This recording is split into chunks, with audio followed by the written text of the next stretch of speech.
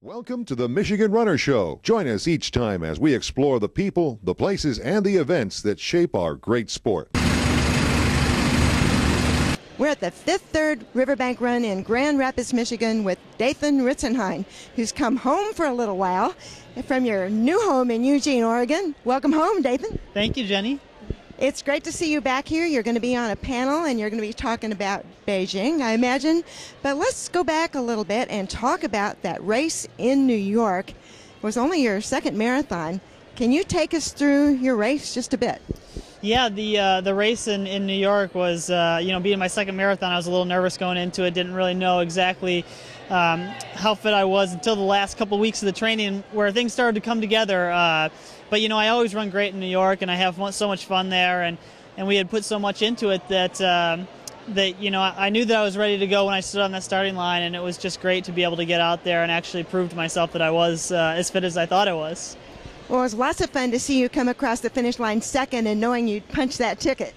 Yeah, usually second place wouldn't be very gratifying for me, but I was just thrilled to make the team. The Olympics and the Olympic trials are one of those few times where a top three finish is really what's important, not so much winning. Winning's definitely important, but securing that spot is definitely important.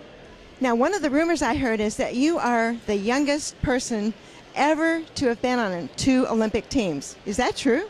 I guess that's true. I'm not sure what that entails, if that means in distance running or in track and field or what that is, but I know it can't be in the whole Olympics because those gymnastics girls are like 14. So, well, I think it's track and field, but we'll leave it that way. It's so you were in Athens and you really were coming off an injury, so you didn't really like that finish all that well. No, I DNF'd in Athens, and that was the only time I've ever dropped out of a race, and so.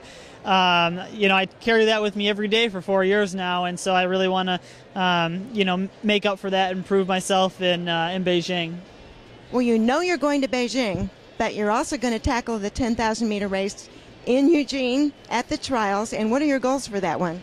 Yeah, I couldn't jump out of bed there and not go to Hayward Field that morning. It's been so exciting in Eugene with the Olympic trials coming, and the excitement just keeps building. And so for me to just be able to jump right out of bed and go there and race, it's actually perfect time in my training. It'll be 7 weeks out from the marathon, and so I'm really looking forward to it. It'll be a lot of fun.